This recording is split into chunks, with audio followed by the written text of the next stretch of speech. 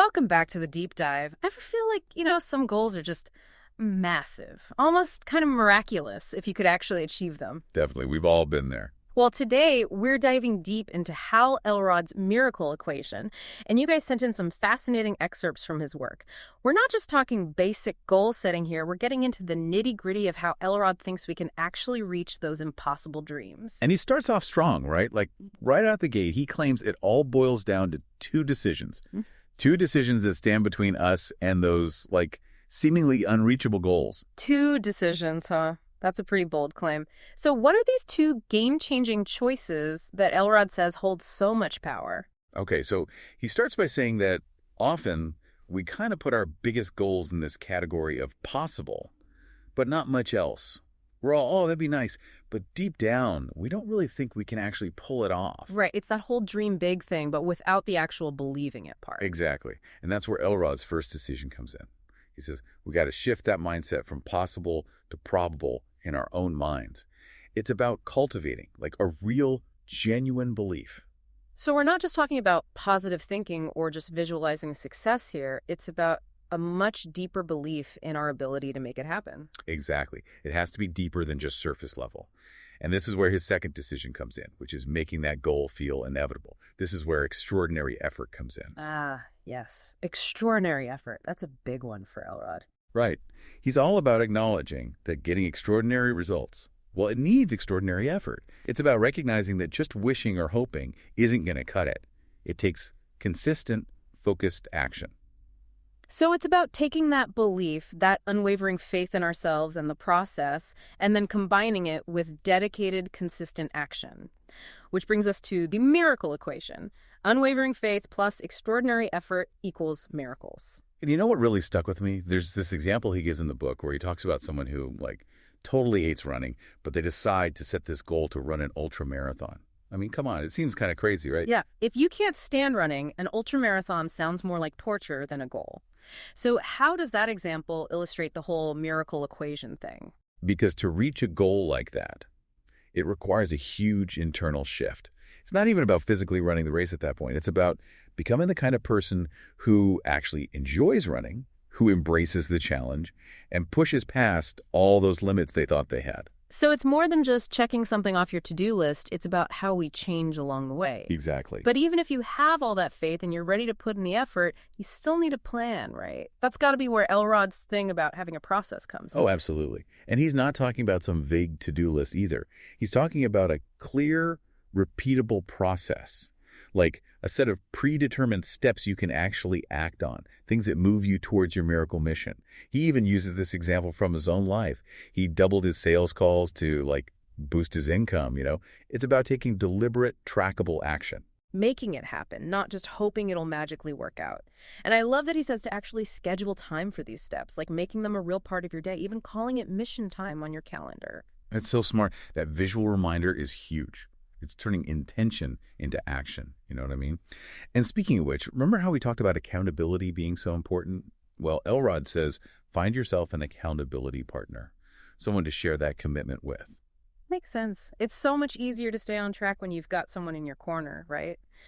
But what about those days when you're just not feeling it, when that unwavering faith is feeling a little shaky? What then? That's where his whole thing about daily affirmations comes in, right? Yeah. He says to use affirmations based on your miracle equation, every single day, reminding yourself of what you're working towards and why you believe you can do it. And it's not just about affirmations either. It's also about really thinking about how things are going each day, what went well, what could be better, what you learned that day, that kind of thing. It's like checking in with yourself, making sure you're not just going through the motions. And that actually reminds me, Elrod also talks about this miracle morning thing. Oh, yeah.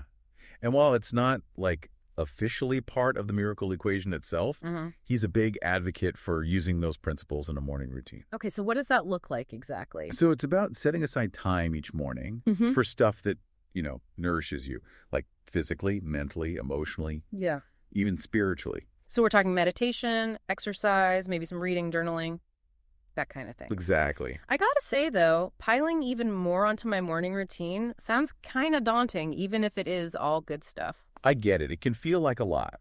But the main thing is intention. Elrod's whole point is that by starting your day intentionally, doing things that give you energy and inspiration, you're setting yourself up for a better day overall. It goes back to the idea of extraordinary effort. Are you willing to switch up your routine to make room for these practices? It's a good question to ask yourself. It's easy to say, yeah, I'm committed, but are we really willing to make sacrifices to reach those goals? And that takes us back to Elrod's thing about daily tracking. He even has this whole 30-day tracker in his book to help you visually see your progress. Yeah, that visual thing is so key. Seeing a whole streak of days where you crushed it, checking things off. It just reinforces that feeling of accomplishment. For sure. It's like a reminder of all the work you're putting in, which can be incredibly motivating. And it adds a whole other level of accountability, especially if you're sharing that progress with someone. Absolutely. Which Elrod also encourages, right? Finding that accountability partner who can celebrate the wins with you and be there for you when things get tough. Exactly. Because let's be real, we're not meant to do this alone, right? Having someone to share the journey with, who gets your goals, but also gets the challenges, makes a huge difference. So let's recap for a sec. We've got our miracle mission. We've got a clear process. We're doing our affirmations and reflecting. We've made time in our schedule, found an accountability partner. Anything we're missing? One last thing, and it's a big one. Remember how we talked about the internal changes being just as important as that external goal? This is where evaluating the whole experience comes in.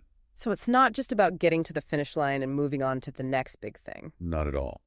Elrod wants us to really think about the lessons we've learned, the tough times we got through, and how much we've grown along the way. He even gives you some questions to think about in the book to guide you through it. It's about really taking it all in, not just rushing to get to the next thing. Yeah, exactly. He wants us to ask ourselves, did I hit my goal? But also, how did I change as a person through all of this? What did I learn about myself? What am I actually capable of? Stuff like that. And Elrod says we should be celebrating those wins, even the small ones, because they help lock in those new habits and mindsets we've been working so hard to build. I love that he's all about celebrating along the way. It's so easy to just keep going, always chasing the next goal, that we forget to stop and really appreciate how far we've already come, right? Right. And that actually brings up something else that Elrod talks about throughout the book, which is, you already have everything you need inside of you. That's interesting. I mean, if we already have everything we need, why aren't we all out there living our best lives already? It's because we let stuff get in the way. Things like fear, self-doubt, those limiting beliefs that hold us back from actually reaching our full potential. Elrod's miracle equation, it's not like some magic formula. It's about changing how we see things, going from scarcity to abundance, from doubting yourself to really believing in your ability to achieve anything you set your mind to. So it's not even about getting new skills or anything. It's about using what you already have inside. Totally. He's basically giving us a framework, a way to tap into that power. But it's not passive. Remember, extraordinary effort. That's about showing up and doing the work every single day. It's about deciding you're ready to step up, to create the life you actually want. To become a miracle maven. A miracle maven, exactly. And that really connects with me. It's about taking on those challenges, learning from the setbacks, and just never giving up on your dreams.